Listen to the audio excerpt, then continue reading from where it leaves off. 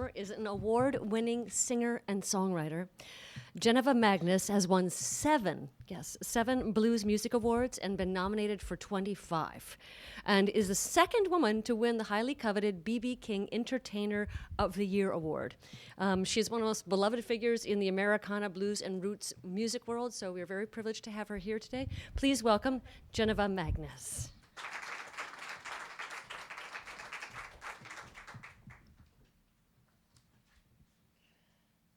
Okay. I've never done this before. Reading, I mean. And so I wrote a book. I wrote a memoir. It took forever. I'm going to read a excerpt from the book.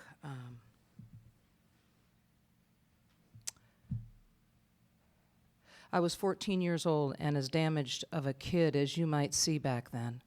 In foster home number 8, at least, and suicidally depressed, which was my normal.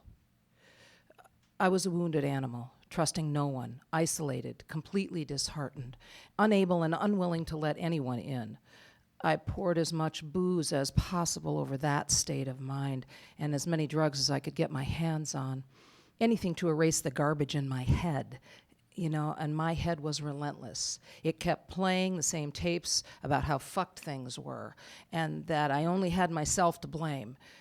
No matter how hard I tried or what I did, it was never enough to drown out the constant blaring self-hatred.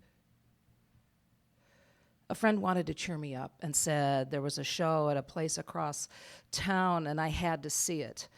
Frantic to do anything out of the ordinary, I followed the tip and I hoped for the best. I didn't know who Otis Rush was. I just figured I'd go see him, if for no other reason than to get lost for a few hours in something other than my own brain. That night, the city got hammered with a nasty blizzard.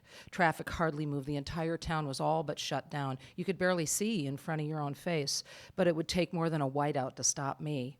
Magnus Resolve said, "Fuck you, Storm. I'm going." I needed distraction, so I stuck my thumb out and I hitched a ride.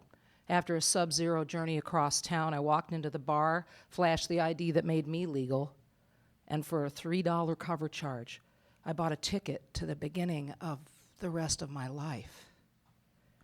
The Union Bar was a dive in northeast Minneapolis, across the Mississippi River from downtown, not too far from the university.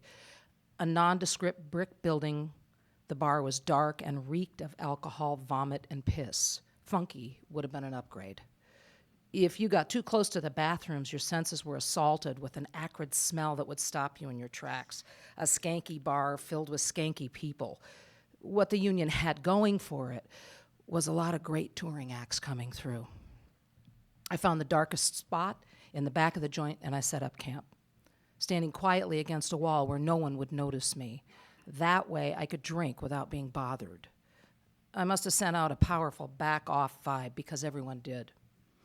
When Otis and his band came on stage, I couldn't believe how menacing they were.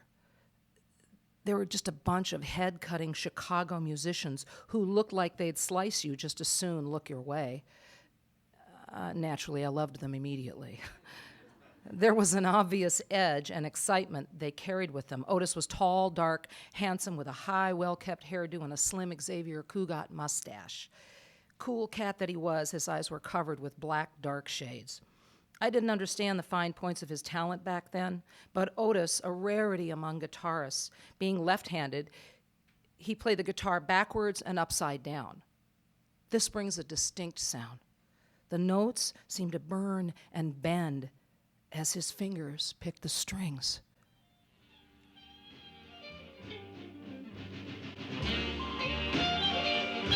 Otis sweat bullets. Every note, every word out of his mouth was raw pain and passion. The blues coming out of Chicago at that time was ferocious, brutal, and took no prisoners. That's what Otis and his band were. Fucking killers.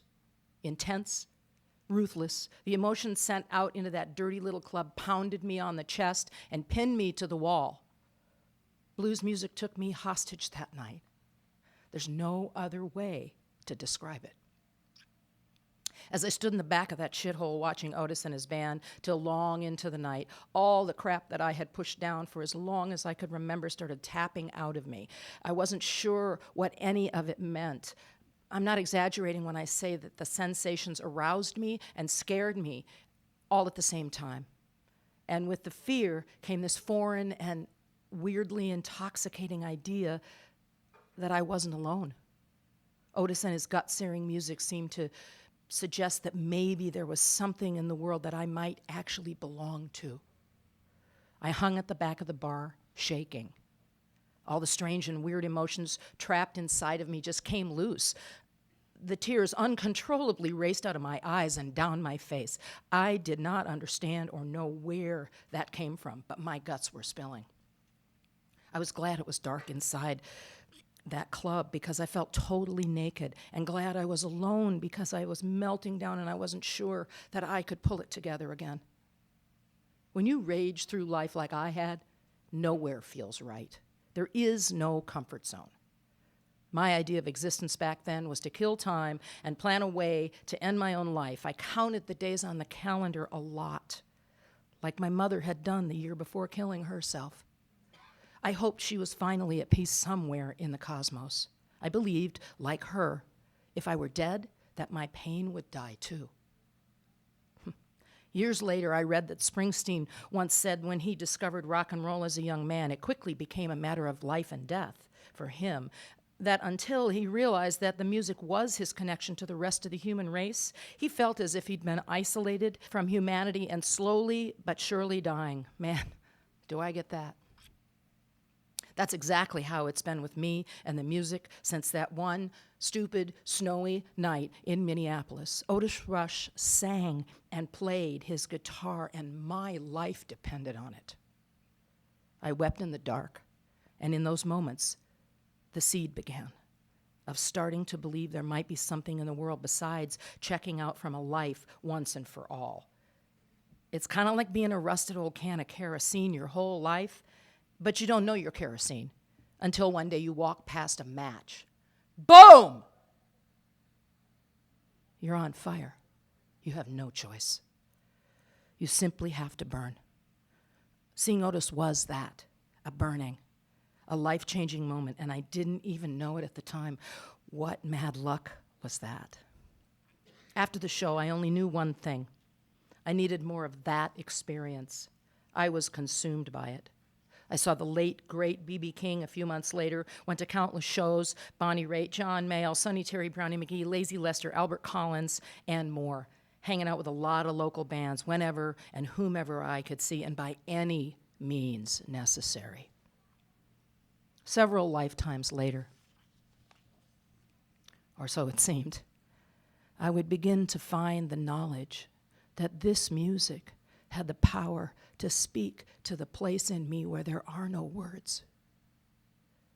It had power to actually heal parts of me that I had no way of understanding, let alone explaining. Thank you.